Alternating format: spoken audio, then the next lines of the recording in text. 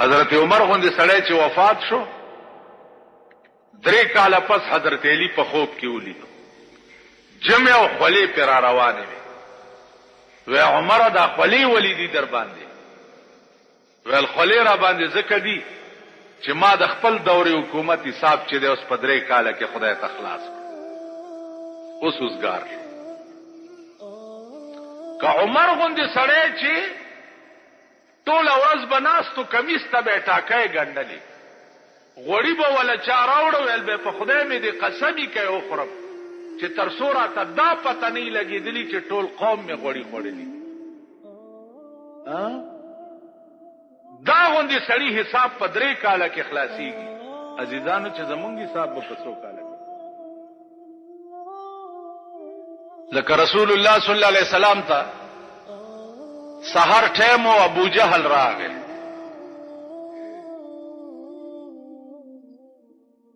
لاس کې کانی نیولې دي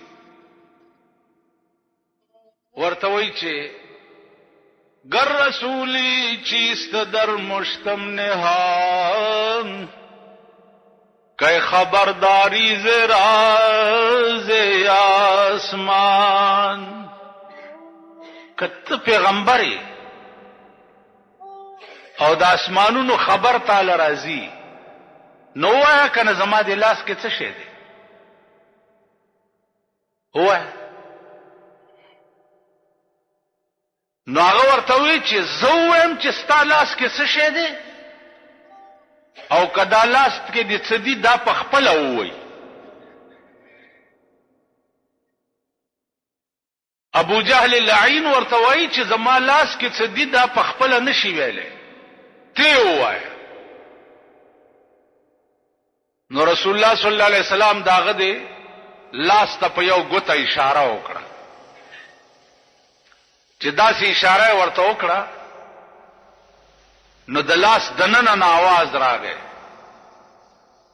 چې لا اله گفت الا الله گفت گوهر احمد رسول الله صفت لا اله الا الله محمد رسول الله مونږ د رسول الله پلاس د ابو جهل پلاس کې کانی یو دمر یو ابو جهل هغه کانی پزما کرويشته ویلې په دیم جادو چلو داسې معجزات داسې معجزات یو خکاری دی یو اوسای نیولې ده او دا اوسای چې ده د خکاری سره په جګړه ده ځان ته خلاصي خکاری بیا راټینګي ځان ته خلاصي بیا راټینګي رسول الله صلی الله علیه وسلم فراغه خکاری ته وی دا څه چل دی وی دا اوسای مې نیولې ده او بالکل ځان وجنی او ځان را نخلاصي اوسای نه تاسو کو چې ولی دمره وکش بکش کې اوسای ورته وی چې د دې غره شاته مې یو 2 بچی دي ځان ته دل اخلاصومه چې دمره مې پرېده چې غیله ته ورکم نو بیا راځم درته نو حضور علیہ السلام ورته فرمایل اخکاری ته چې دا اوسای داسي وای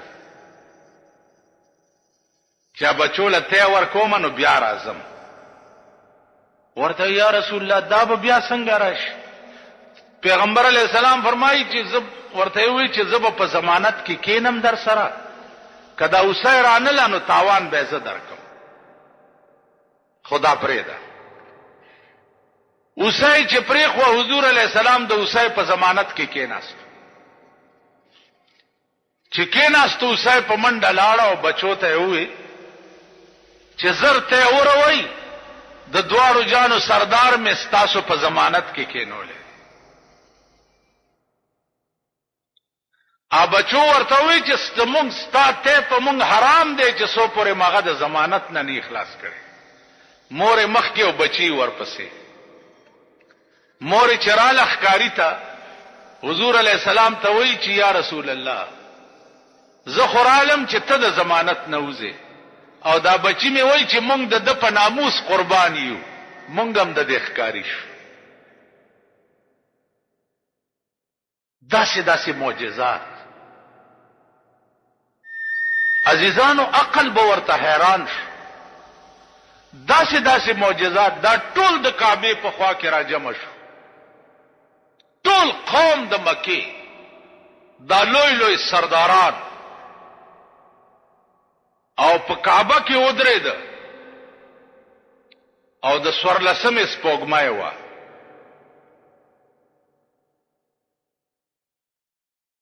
او رسول الله صلی الله علیه وسلم ته وی چې وایا کنه ته چې پیغمبري او ته وای چې ما ته وحی راځي نو دا سپوږمۍ 2 ټوکړې کا. حضور علیہ السلام ورته فرمایل چې بیا به مونږ نه منئ. ولله دا منو. په یو ګوته اسمان ته اشاره وکړه، په یو ګوته، او په اسمان کې سپوږمۍ 2 ټوکړې شو. د ټول قوم ورته کته. دا ټول سنادید د قریشو چې دی دا ولاړو دی ورته کته.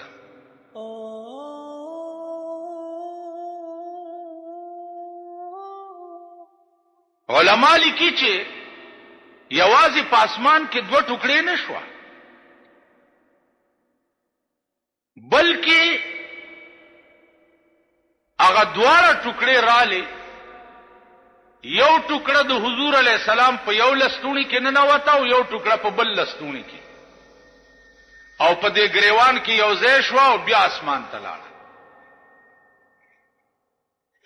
دا منظر چې د ټولو سنادیدو د قریشو ولیدو، وی کته.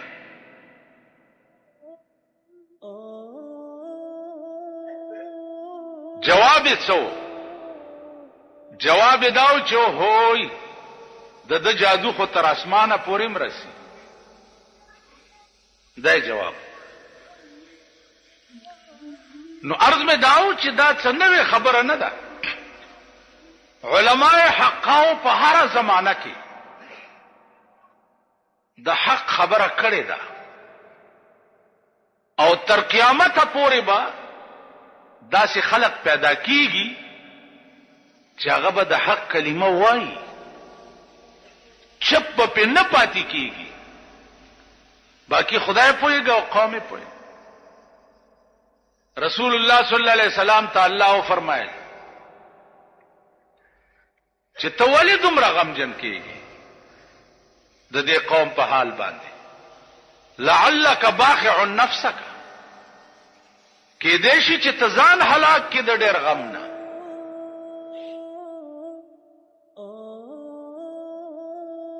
پرېږده واصبر على ما يقولون واهجرهم هجرا جميلا. دی چې سوي ته په صبر کوو، ما ته پرېږده، زه پوهېږم دوی پوهېږي. نو عزیزانو د خدای پوهېده بیا داسې وو لکه موسی علیہ الصلوۃ والسلام ته خدای وویل چې اذهب الى فرعون انه طغى. فرعون ته ورشه، داغه سرکشي چې داغه د حد نه واوړي انتها ته ورسید. او چې یو انسان را پاسي او هغه وایي چې زه خدای منو، دینه لوی سرکشي خو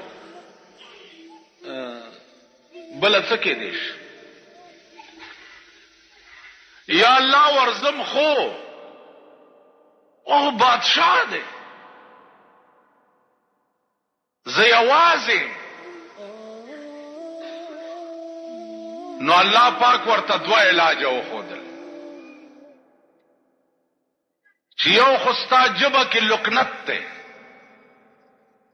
جبه دې اړمیږي، نو ستا ترجمانی با تا سره می پیوست یو وزیر جوړ کړو چې ستارور دی، تا سره بدی هارون وزیرا، دا بستا وزیر وی او ستا ترجمانی بکړي. دویم دا چې دا تا سره کومه امسا ده چې ته په ګډه او چیلې سره دې امسا کې مې هغه قوت کې خو چې ته د فرعون مخې ته ورشي او خبرې شروع کی کده د حرکات بدل شو نو دا امسا د هغه مخې ته وغورځوه تماشا کوه چې زه بیا څه کوم.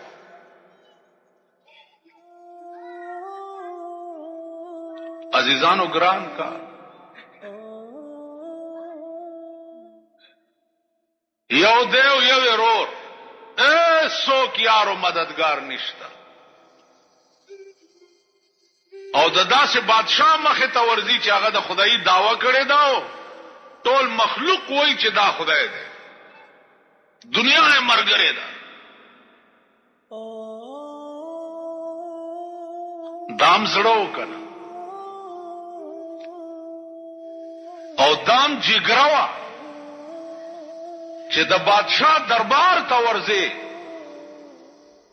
او ته په دربار کې ورته وای چې دا تا چې کومه دعوه کړې ده دا دروغ دي ته خدای نه بلکې د خدای پیدا کرده بنده بادشاہ دربار مونږه دل خدای راستی کا بابو ته ویلې په یوازې ځان موسی علیہ الصلوۃ والسلام فرعون ته ورځا او بادشاہ ته وایا چې دا ته څه وې دا غلط دي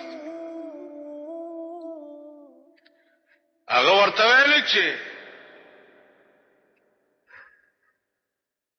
ولی زه خدایم ته خدای نه اول راویلی سي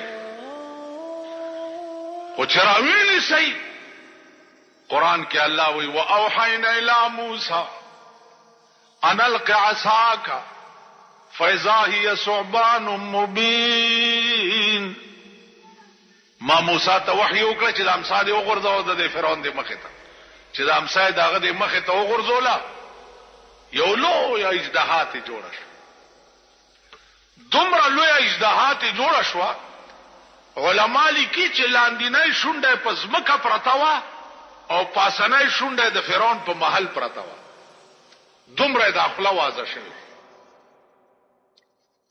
فرعون چې وکړه دا چې دا سبلا لرګینه سبلا جوړه شو منډې کړې چې کور تلاړو علماء مفسرین وایي چې په دغه یو ورځ باندې فرعون 400 کرته په دستونو تلم د یاري 400 کرته عزیزانو دې ته معجزه وي بیا دغه لرګی دی چې موسی علیہ السلام ورته لاس کو نو بیا امسا شو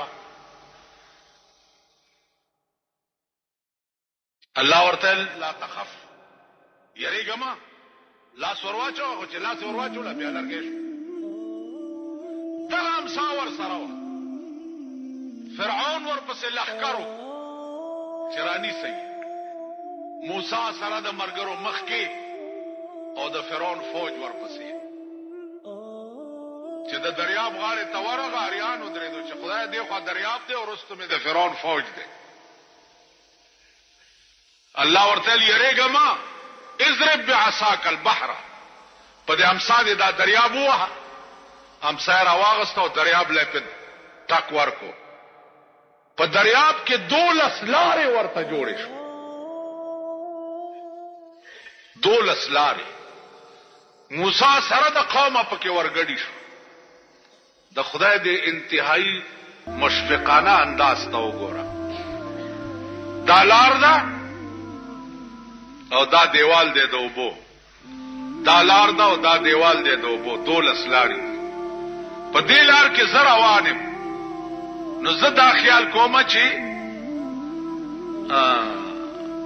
دا خوانه لارې خلق چې دي دا به اوبو وړي نو علامه ابن خلدون لیکي چې په دې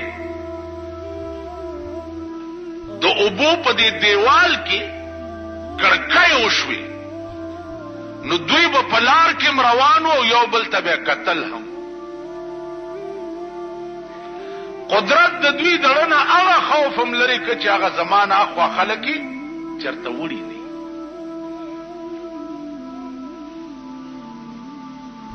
نو عرض میں دا و عزیزانو چې دا معجزه وه لکه موسی علیه السلام ته چې حکم د زکات راغی نو د تر زوی قارون قرآن کې راځي ان قارون کان من قوم موسی. نو قارون د موسی علیه السلام د تر زوی او دومره مالدارو علما لیکي چې په 12 قچرو به داغه د خزانو کنجیانې بار کې دي.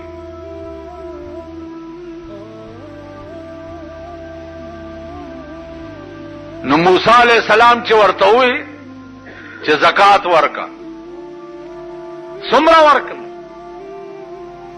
دومره هغه چې زکات راټول کو هغه څلوي ډیره جوړ شو چې ډیره جوړ شو ول دی باندې خو خدای راستی کا زماړو شي دومره مال خو زنه شم ورکول. موسی علیہ السلام ته وی چې زه پکې نه او خلق را جمع کو میټینګ یو کو چې تاسو څه خبر یې موسی علیہ السلام د زکات حکم کړی دی ځان مالدار کوي او مونږ غریبان کوي راځي چې صدا سي کار ورته پیدا کو چې بس خلق تینا ټول منحرف شي او مونږ هم تخلاص څوک ویسے الزام پہ لگو سعید پہ لگو نو یو خزه راوستا چې خزه راوستا ورتل دا یو بکس دا اشرفو ډک والا خو چې موسی علیہ السلام تقریر کړي او د خپ جذبه کې راشي نو تبر پاسي او بوي چې ما اورید د خبره د بیګا ما سره نعوذ بالله بدفعلی کړي بدا بکس والا او په مجلس کې به په موسی علی السلام دا الزام ولګي هغه ول ډېر بکس واغستو د موسی علی السلام بیان چې هغه تا ورله چې ورله پکې کې ناستا چې موسی علیہ السلام په خپل عروج کې راغی نو دا را پاسې ده چې را پاسې ده په دې نیت چې زه په الزام ولګوم اوس د الله دې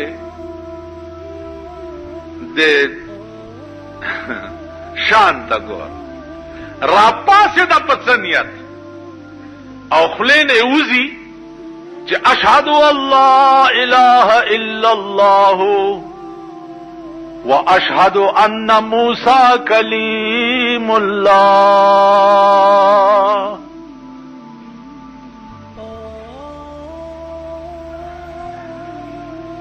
اے قوم واوری اشهد ان لا اله الا الله واشهد ان موسی کلیم الله. مال قارون یو بکس دا اشرفو ډک را کړی دی او ټول قوم سره میټینګ کړی وعده کړی و چې تب په موسی علیہ السلام دا الزام لګی زما دې د موسی په خدای قسم وی چې په دې نیت را پاسې دم چې په الزام لګوم مال قارون یو بکس دا اشرفو ډک را کړی دی او ټول قوم سره میټینګ کړي وعده کړي و چې تب په موسی علیہ السلام دا الزام لګي زما دې د موسی په خدای قسم وی چې په دې نیت را پاسې دم چې په الزام لګوم پویم نشم او ایمان می پراوړ. الله اکبر. موسی علیہ السلام وړر لوی جلالی شان ډېر خپش اسمان ته وکتل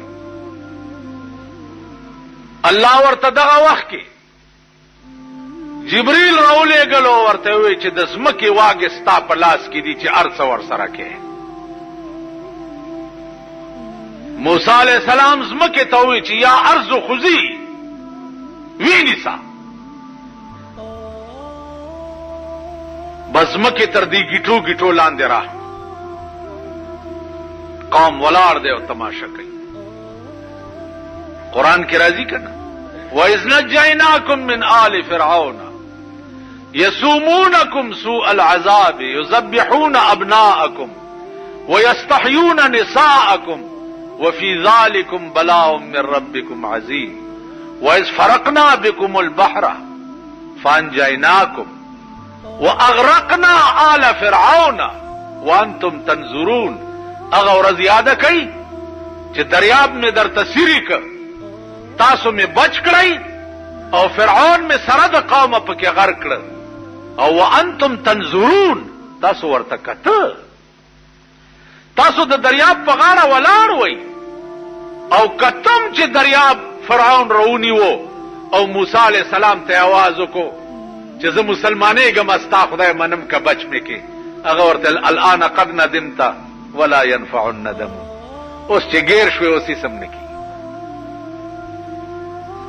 400 کاله وشو چې ستا اصلاح نه کېده، 400 کاله اوس یې سم نه کېږي. نو دا قوم ولاړ دی او تماشا کوي چې قارون ځمکې راخ کو، بیا یې ورته وی خوځي تر دې ګوډو ګوډو یې راخ، بیا یې ورته وی خوځي تر دې ملا د مرای مرای پورې راخ، چې تر مرای لاندې لاړو ورته لو موسی دولت د پاره دې مړ کړم چې مال مې تا ته پاتې شي. هغه ویل نه، ورشي د ټولې خزانه راوړي. سړی لاړو تمام خزانه راوړي او دته په سر کې چې کېخوي، بیا ورته ځمکې ته وی چې خوځي، ځمکې سره د خزانو جذب کړو، تر ننه پورې قارون په ځمکه کې روان دی او خزانه یې په سر ده. او قارون هلاک شد که چهل خانه گنج داشت. هغه خزانه او کوی چې ور سره ډکو لاړو نیست و نابود شو، سره د مال تباہ و برباد شو. نن د پاکستان خلق د بلقیس مثال ورکوي چې بلقیس د سلیمان علیہ السلام په زمانہ کې ښځه وه او باچا شوې وه. نو لامحاله ښځه باچا جوړېدی شي. تمره دروغ نن د دنیا د لالچ د پاره ته د سلیمان باندې دروغ وای. سلیمان علیہ السلام دا خبره خو نه یاده چې هدهد مارغه ورته راغی او سلیمان علیہ السلام د دې سړی نه ونیو چې چرته تللی وي لالوم دی. هغې ورته ویل یا سلیمانه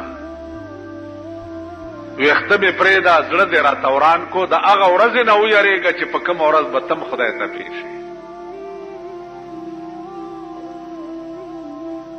د شهر سبا خبر مې درته راوړی دی. شهر سبا کې یو ښځه ده بلقیس نامه یې ده، ولها عرش عظیم. قرآن کې دا قصه راځي، ولها عرش عظیم، یو بهترین تخت دی په هغې ناست دی او د دې بلقیس لاندې 12 جرنیلان دي او هر یو جرنیل لاندې 1,00,000 جنگي فوج دی. سلیمان علیہ السلام ویل ښه ده، نو زما یو دعوت یو څه دې ښځې ته. سلیمان علیہ السلام چټۍ لیکي انه من سلیمان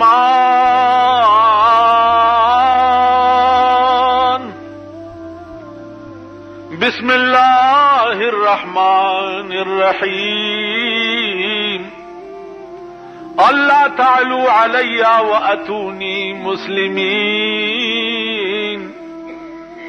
وګوره د سلیمان دا خبره خو نه یاده، د بلقیس دا خبره خو نه یاده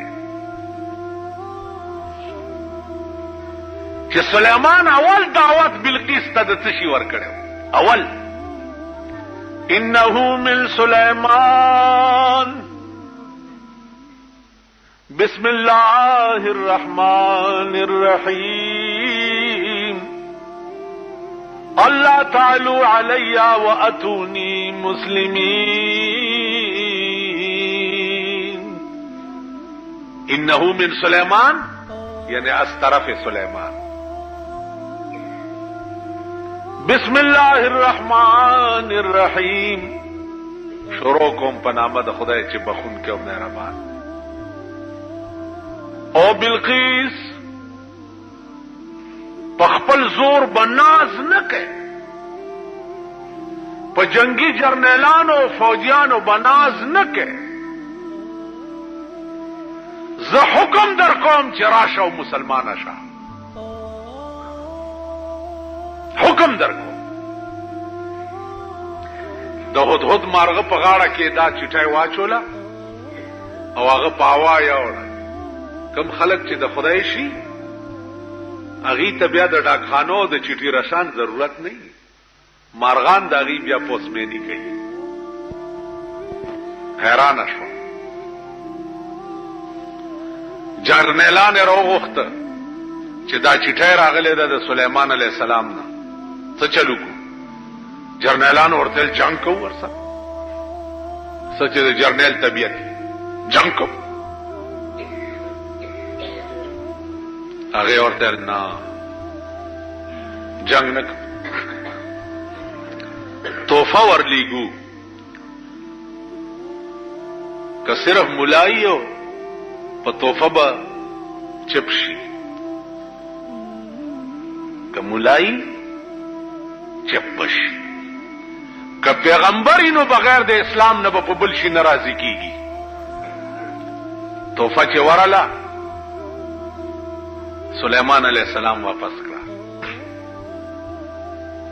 ما چې څه ویلي هغه به کوي. واتونی مسلمین، راضي به و مسلمانېږي به. نو بلقیس خپله را روانه شو. سلیمان علیه السلام ورته دائیں بائیں پیریان او دیوانو درولی و یو اعلی عظیم الشان استقبال ولا او په تخت ځای ولا پریخو کېناست. چې کېناستا اوس قرآن وایي چې دی بلقیس څه ووایي؟ دی وایي قالت رب انی ظلمت نفسی واسلمت مع سلیمان لله رب العالمین. خدایا ما دومره موده چې د نور عبادت کړو نو ما په ځان ظلم کړو. واسلمت مع سلیمان لله رب العالمین. اوس می په سلیمان علیہ السلام اسلام راوړو، ایمان می په راوړو، او خدای پاک وایي چې ورسره دام وایي چې د یری نه، دا نه چې زه سلیمان نه یریدم، زم بادشاه وم. د اسلام می ولې راوړو؟ لله رب العالمین، خاص د خدای دپاره. سلیمان علیہ السلام دا په نکاح بیا واغستا. اوس دا چرته ثابته نه ده چې د سلیمان علیہ السلام نه رستو بلقیس چې دا بیا بادشاه شوی وه، دا چرته نشته. یو سړي بل سړي نه 200 روپۍ قرض وغوښتي،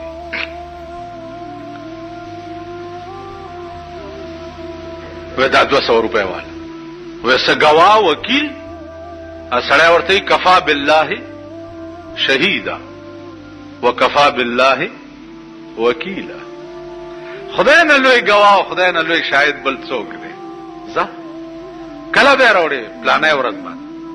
پلانه ورځ چې شوه، چې بار راووتو، سورلی نشته چرته قافله چې پرې راسور شي او دله 200 روپۍ راورسي. خدای وعده خلاف کېږم، داسې یو لرګی راغوس کو د ونې نه او د هغې دا منځې خالي کو او پکې 200 روپۍ ور واچولې، سر یې وله بند کو، ورسره یې چټو لیکلو چې یا الله چې درا کولو په وخت کې د دې 200 روپو تراته وکیل او شاهد کړی وي خدای دا پیسې مې هغه ته ولېږلې ته پوهېږه ور رسولې پوهېږه او په سین کې هغه لرګی ور واچول هغه سړی د سین غاړې ته راوتی دی چې په سړک به اوس زما قرضدار راځي پیسې به راوړي قرضدار یې رانغی خو لرګی را روان دی په سین کې چې لرګی راونیو کور ته یوړو ښځې ته ویل دا خشاک مې راوړو اور مور پې بل کا قرضدار یې خو رانغی چې لرګی مات کو چې ګوري 200 روپۍ هم ترې راپرېوتې او هغه چټ هم ترې راپرېوته خدای پاک بیا داسې هم کوي که چې ولا اله غیرک چې ستا دا ایمان شي چې الله ستانه سوا بل څوک نشته او دنیا کې د خدای سره عشق او رابطه او تعلق وي کنه جی اوس دا ذوق خود امام احمد ابن حنبل نه بیا تپوس پکار دی دا ذوق خود امام مالک نه تپوس پکار دی دا ذوق د امام ابو حنیفه نه بیا تپوس پکار دی چې احمد ابن حنبل نه تپوس کوا چې تا خدای په خوب کې ولیدو نو خوند دې څنګه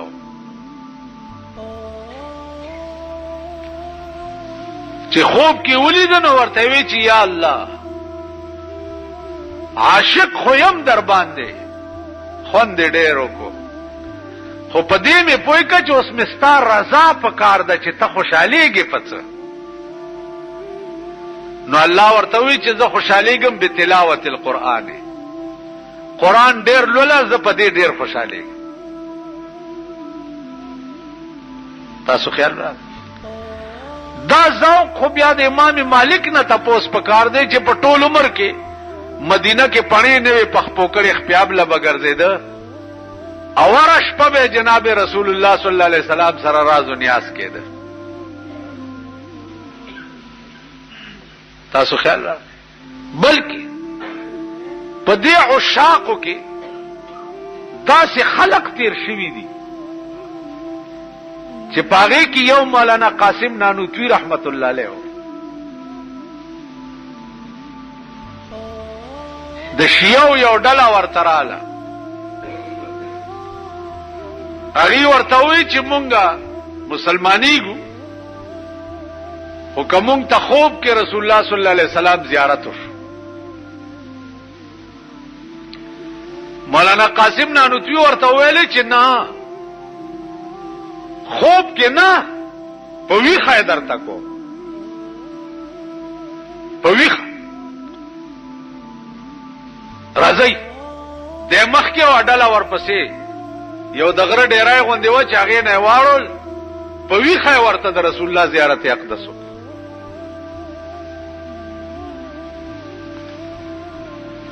رحمان بابا هم په خپل یو شعر کې اشاره کړې ده چې زلیخی یوسف لیدلی و په خوب کې زلیخی یوسف لیدلی و په خوب کې ما په ویښه دی لیدلی په خواب نه دی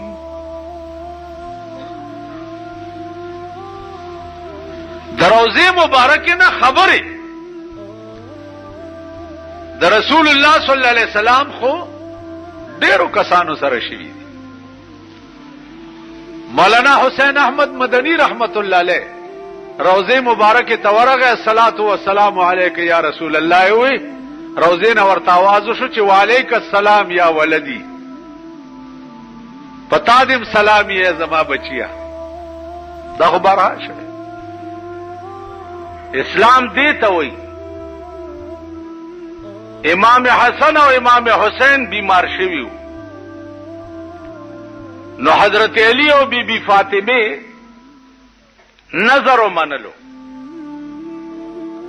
پخوا علاجونه نو نظر ومنلو چې یا الله کدا دواړه ماشومان دې جوړ کړه نو په مونږ دې نظرې چې مونږ بدرې روزي نیسو نو الله غي جوړ کړ چې جوړ کړ نو حضرت علی او بی بی فاطمه روزه ونیوه چې روزه ونیوه نو ماخام له صدقه جوړو ستوان او د اوربشو روټۍ پیدا کړه چې رو جماعت پیو. په دروازه کې आवाज وشو چې عزیزانو درې کسیو درې واړه وګیو او درې روټۍ راته پکار. حضرت علی بی بی فاطمه ته وکړه چې دا زمونږ نزیاتو کې ښکاری. درې واړه روټۍ اوچت کړې او غي ته یوړ. روزه ټول ورځ دوی نیولې وه او روټۍ هغوی له ورکړه. نو ورځم نهاره وه شپه م نهاره شوه سبا یې بیا روژه ونیوه ځکه چې درې روژې به نی. سبا ماښام یې بیا چې د اوربشو روټۍ تیاره کړه بیا دروازه کې आवाज وشو چې درې کسۍ او درې واړه نهاري. بیا هغه روټۍ اوچته کړه هغې له یو. بیا شپه نهاره شو. په سبا له بیا ماښام روټۍ تیاره کړه بیا आवाज وشو چې درې کسۍ او درې واړه نهاري. بیا هغه درې واړه روټۍ هغې له یو.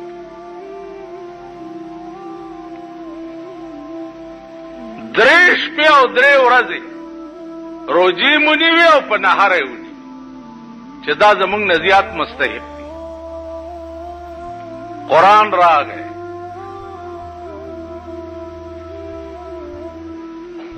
قرآن راغی جناب رسول الله صلی الله علیه وسلم ته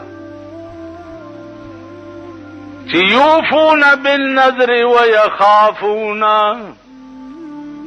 یوما کان شره مستطیرا. یوفون بالنذر حضرت علی او بی بی فاطمه په نظر باندې وفا وکړه. نظر منله او په وفا وکړه. دا په نظر وفا ولې وکړه؟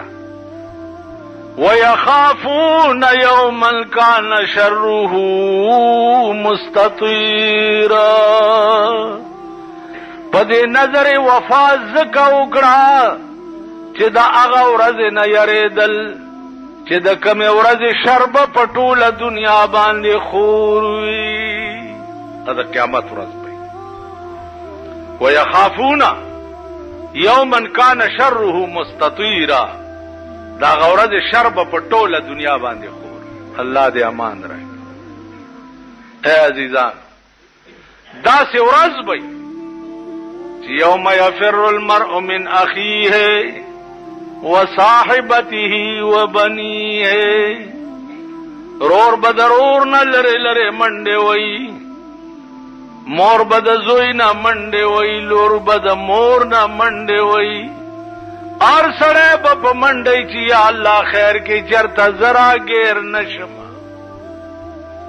وَيَخَافُونَ يَوْمًا كَانَ شَرُّهُ مُسْتَطِيرًا. دا هغه ورځې نه یریده چې د کومې ورځې شر به په ټوله دنیا باندې خور وي. اوس دا کار حضرت علی او بی بی فاطمه ولې وکړ؟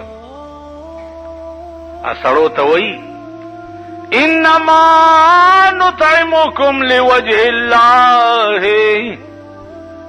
لا نريد منكم جزاء ولا شكورا. انما نطعمكم لوجه الله. او غریبانو مسکینانو دا روټایم ګوره چې مونږ درکړه نو خالص خدای د پارم درکړه. لا نريد منكم جزاء ولا شكورا. نظر نداتا ملرو چې شکریہ مدا کا او نظر نداتا ملرو چې بدل راکا. نبه بدل راکا وی او نبه شکریہ ادا کئی. انما نطعمكم لوجه الله. خالص د خدای د پاره درک. دائم را ته خودلی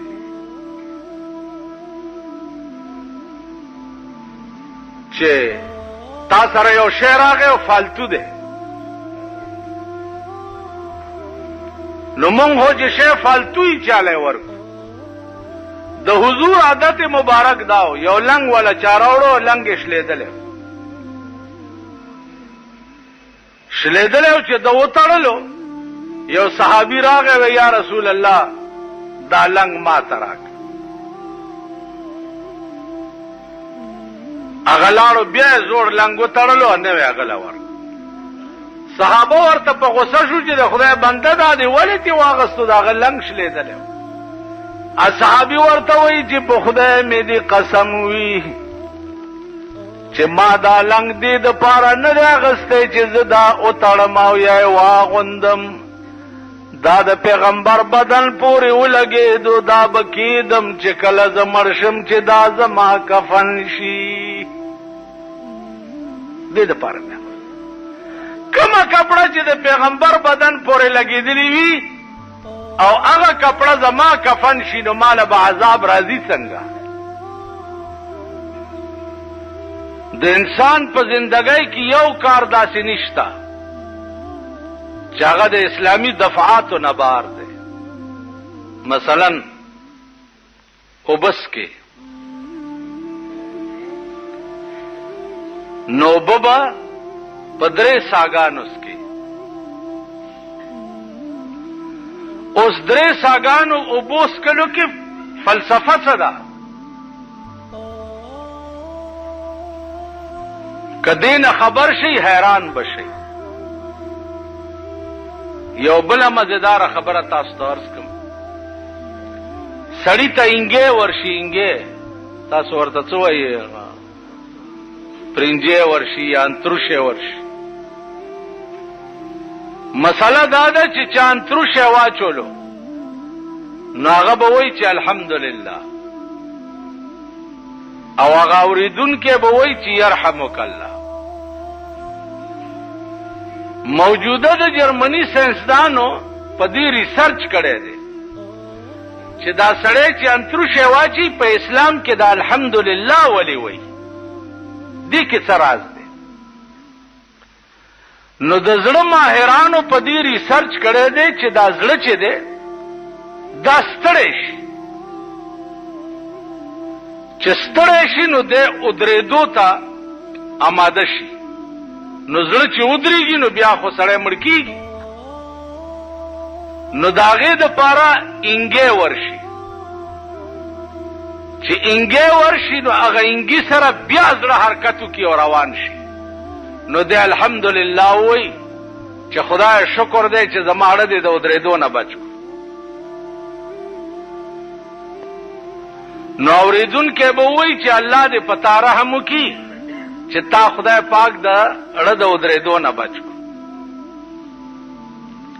یعنی انګې قدر څه دی چې په هغې کې هم د اسلام دومره لویه فلسفه ده. اوس دا اودس وګورئ، سړی اودس کوي، په اودس کې خپې وینځي، لاسونه وینځي، مخ وینځي. په دې کې څه فلسفه ده؟ خو سړی د خوله کنګال کړي او بس په مانځه دې ودرېږي.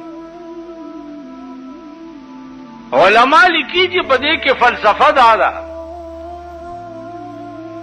چې د یو مانځه نه تر بل مانځه پورې د په دې لاسونو څومره ګناه کړي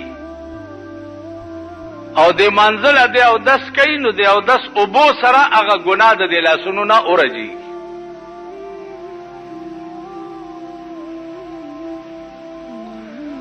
په دې مخ چې د څومره ګناه کړي نو مخ وینځلو سره هغه ګناه ته ټوله توی شي. په دې خپو چې دی چرته ګناه پسې رواني او تلی نو خپو وینځلو سره د خپو نه ګناه لري شي. د سر مسې سره که په دې سر کې د څه غلط تصورات کړي نو خالی لون لاس په سر راخکو سره الله د سر نه ورته هغه ګناه لري. دا د دنیا فایده ده او د آخرت فایده دا ده چې د قیامت په ورځ به منځګزار سړی چې د حشر په میدان کې ولاړي نو د ده دا د اودس اندامونه چې دي مخ او سر او لاس او خپې دا به د څوارلسمې د سپوږمۍ غوندې پړق وهي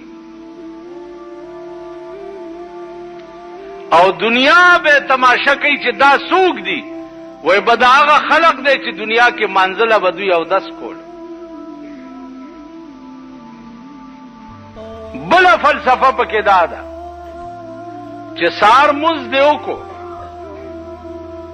او بیا د ماسپښین منزله د تیاری وکړو نو چې د ماسپښین مونځ دی وکړو نو دا یقین وګڼه چې د سهار مونځ دی خدای قبول کړو نو ځکه د ماسپښین د مونځ توفیق درکړو ماسپښین دی وکړو د مازیګر د مانځه تیاری دی وکړو چې مازیګر مونځ دی وکړو نو دا یقین وګڼه چې د ماسپښین مونځ دی خدای قبول کړو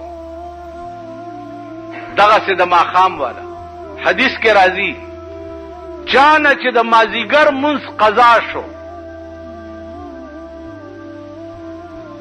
نو د دې دومره لویه ګناه ده لکه چې د ده ټول کور وران شو بال بچ تباه شو او سیله یې پراله او دی د دوهی ملنګ پاتې شو یو د مازیګر مونځ قضا کېدو به نو هر مانځه نه بل مانځه پورې چې الله توفیق درکړي نو دا یقین وګڼه چې خدای دې دا منځونه قبول کړه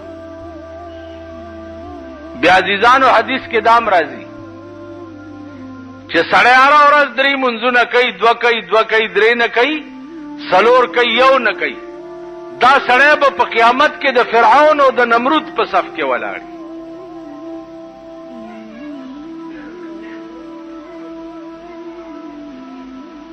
نو د اسلام په هر شي کې یو خاص راز دی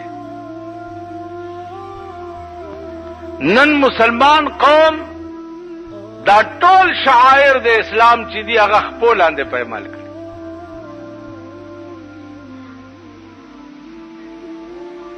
روټۍ خوري په دې کې اسلام روټۍ خوري په خلاص به خوري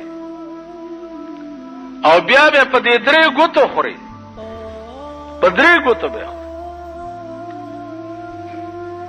بیا په درې ګوتو چې خوري دا هم سنت طریقه ده بیا چې روټۍ خوري نو بسبعه امعاء به نه خوري داسې نه چې تر سپېږمو کې پیزار نو زما عزیزانو عرض مې دا و چې دین په هر شي کې دخیل دی په هر شي کې اوس اودس ماته څه شی دین په اودس ماتې کې هم دخیل دی ته چې اودس ماته اودس ماته دې کې هم دین تاسو وایو اودس چې ماته وایي څه کوئ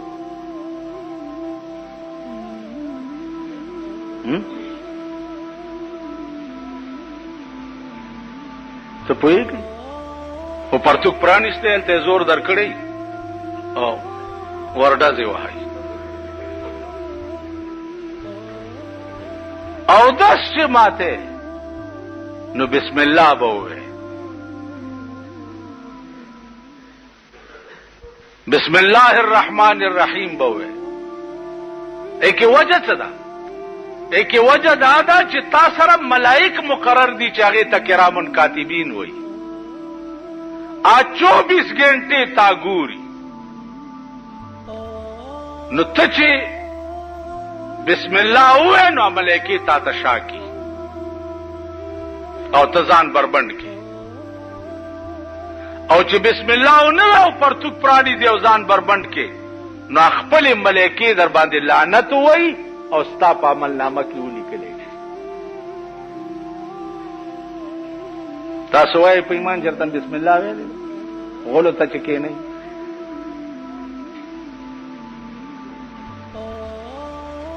بیا چې راپاسې بیا کلمات دي هغه به وایي اعوذ بالله من الخبث والخبائث یونس علیہ الصلوۃ والسلام چې ډېر لوی جلیل القدر پیغمبر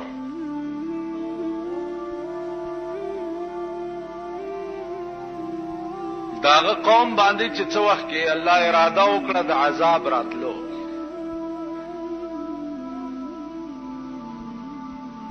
نو یونس علیہ السلام ته خدای پاک ویلې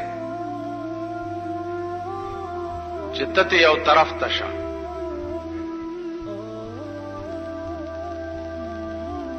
د قوم د پاره ما فیصله د عذاب وکړه دوی باندې عذاب راځي او ته یو طرف ته شه نو یونس علیہ الصلوۃ والسلام چې هغه تنا غرونو ته لاړو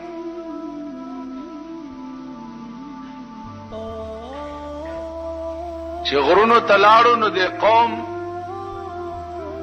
چې څو وخت کې آثار د اسمان ولید نو پوه شو چې دا د یونس علیہ السلام خبره چې ودا خو رښتیا و او والله چې عذاب را روان دی نو ټول قوم را ټول شو او د کلی نه بار یو ډاګه ته وته او ټول خدای ته سر بسجود شو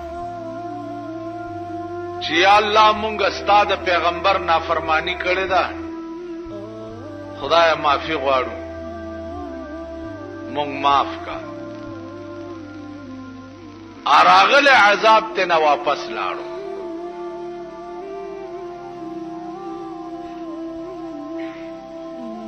چې عذاب ته واپس لاړو قوم خو الله ته رجوع شو بس صحیح خلق شو یونس علیہ السلام چې څو وخت کې راغې هغه دا خیال کړو چې بس قوم د قوم به تباہ شوي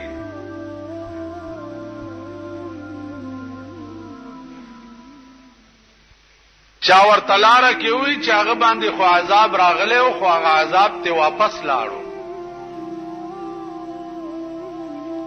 قوم تباہ نشو یونس علیہ السلام دغه وخت کې دا خیال وکړ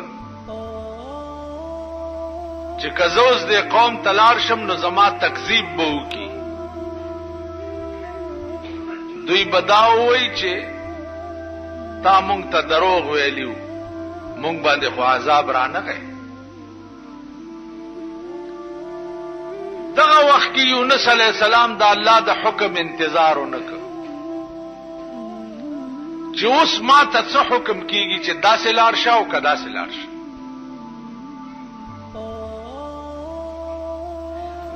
نو د روان شو مخ په دریاب باندې او خیال وکړ چې د دې دریاب ناغه غاړه بلار شم او ولته به وخت تیرو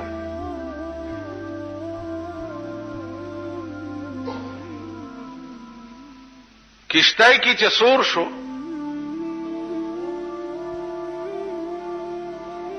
کشتای روانه شو چې د دریاب منځ ته ورسېده نو کشتای ون خطا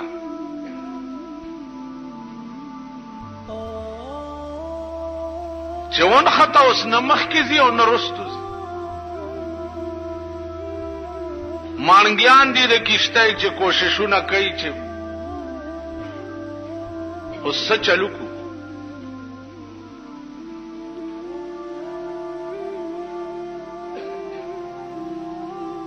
आवाज وشو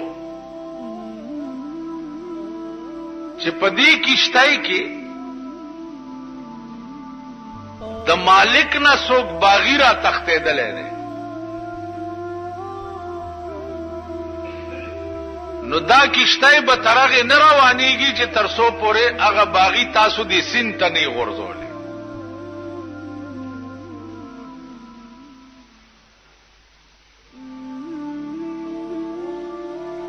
کشتای والا اریان دي چې څه چلو کوس دی کشتای کې خو یو سره هم داسې نه دی چې هغه د مالک نه باغی وي د شان او شوکت نه یوم او بیا د پیغمبر خو ډیر لوی مقامی ډیر لوی شان او شوکت وي باغی چرته دا خیال کې دی شو چې دا به د مالک نه باغی.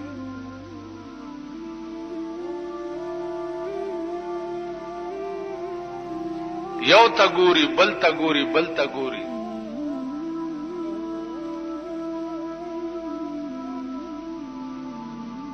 یونس علیہ السلام ورته فرمایل چې باغی زایما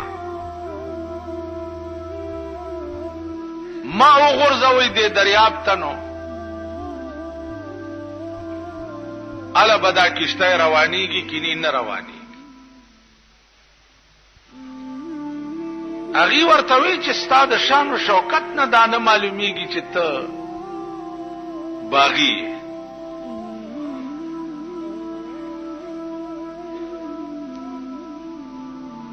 یونس علیہ السلام ورته فرمایل چې خدای قسم کا زم نیم لړا کړي چې ترغه پوره دا کشته روانه نشي.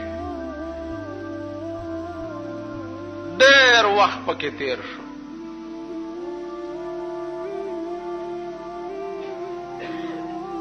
کشته کې نور دنیا چې څومره ناسته دا غم مجبوره شو. مانګیانم مجبور شو.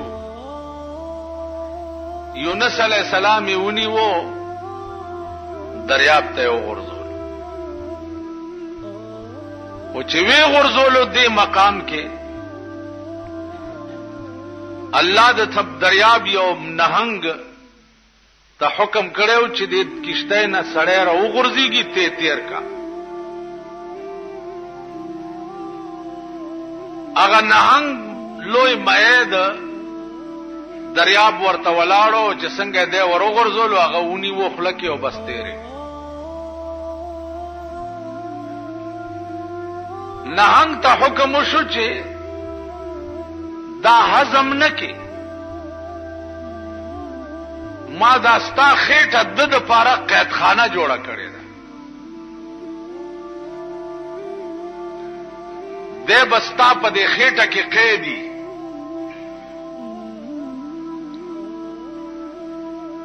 تاسو خیال راغی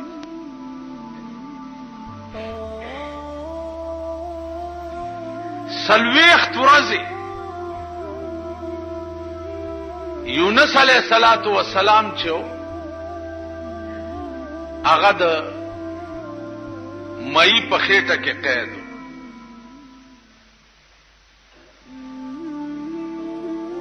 دا وخت کې الله ته التجا وکړه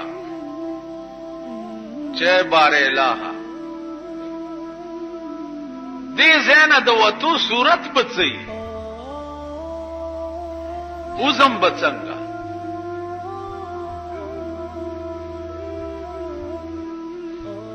نو الله ورته وظیفه وخودا چې زما د گرفت او د پکړ نه چې نجات غواړي نو د مئی په دې خېټه کې دا وظیفه شروع کا.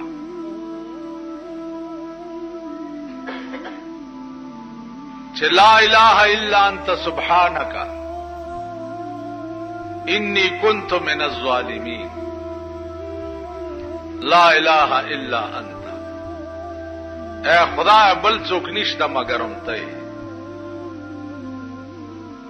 سبحانك پاکی دا تعالی را. انی کنت من الظالمین خدای ما په ځان زیاته کړې دي چې ما ستاسو یو حکم انتظار نه دی کړی. عزیزانو سلويخت ورځي یونس علیہ السلام د مئی په خېټه کې دا وظیفه کوله. یونس علیہ السلام پیغمبر دی. صرف قوم تلانړو او مخ په دریاب روان شو او د الله د حکم انتظار یې ونکړ. نو الله د کشته نه مئی لاندې وغورځولو مئی تیر کړو او سلويخت ورځې خدای د مئی په خېټه کې قید کړو